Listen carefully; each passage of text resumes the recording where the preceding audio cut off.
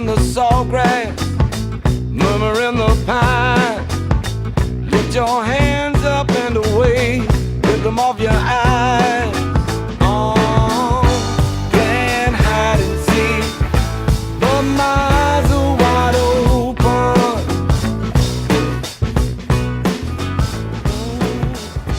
Playing hide and seek.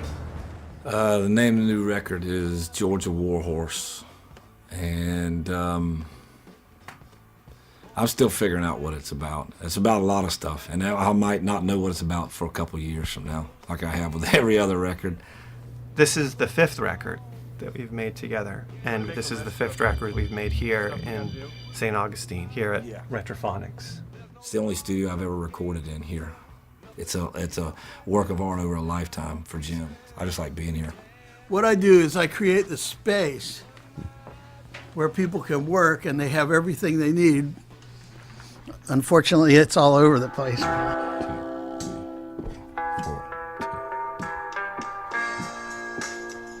think the thing that many people don't realize is that JJ writes the songs, arranges them, often performs all the instruments at home for the purpose of making demos of them. Plays drums, plays bass, plays guitar, plays the keyboards, sings his background vocals, makes some horn arrangements, maybe makes some string arrangements. That's all after sort of pouring his heart out into the lyrics.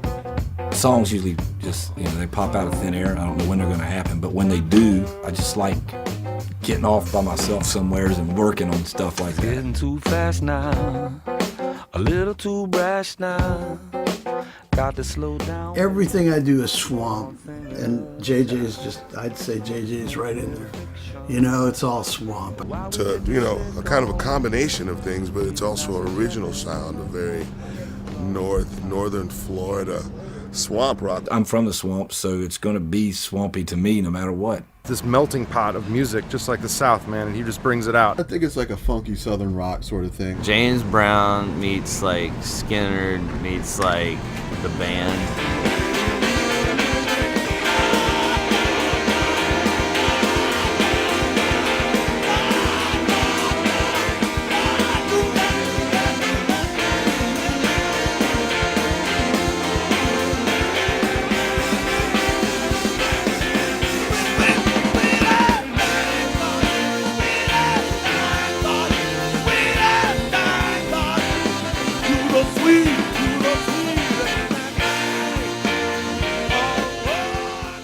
I think JJ he's one of those guys that he knows what he wants to do.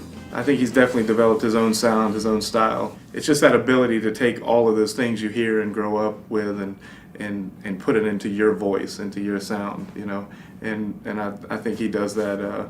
He does that as good as anybody. I mean, you hear him, it's his thing. Whatever he's feeling, whatever he's thinking, he writes about. So I think people connect to that. It's one of the things I love about JJ. The stories are so real. As a lyricist, I guess he reminds me a little of Carson McCullers, and those stories of the little towns in the South. I grew up around people that had a certain view of the world, a view of life, and I just love where I live, and I just love the people I grew up around, and I wanted to tell this story about these people I grew up around who I felt like had this connection to this dirt, to this place, to all these things around here. The characters are painted in such detail, and sometimes he picks a particular detail that tells you a whole lot about a person in a word or two. It's a real skill to be able to take your life and what you do and just put it to music where it actually translates, where you can trace those threads back. So I enjoy that about JJ's thing. Hey there, little flower, how do you grow? Sunlight your power, I gotta know, 'cause I gotta know more. No more than you.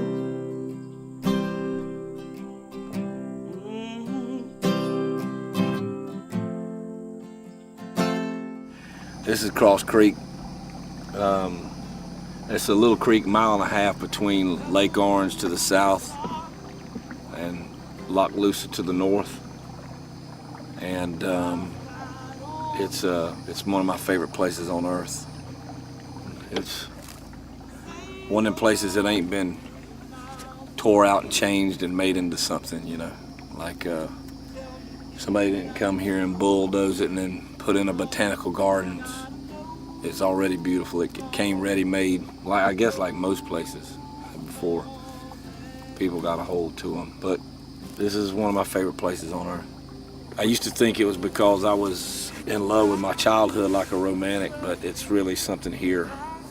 This place says something to me, does something to me. I love that he has this sense of the value of the untrammeled, untouched land, and when he talks about loving every rattlesnake, and the things that we don't think of as the beautiful parts of nature, and he can embrace all of that. Hello, Lord. I've got your number now. It took me a while, but I figured you out. Now I know more. I know more than you.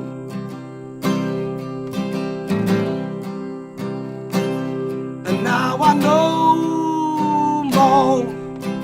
I know more than you.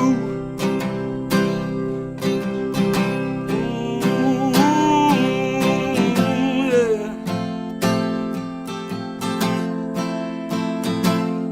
Now I know more. I know more than any God hell I'd ever know.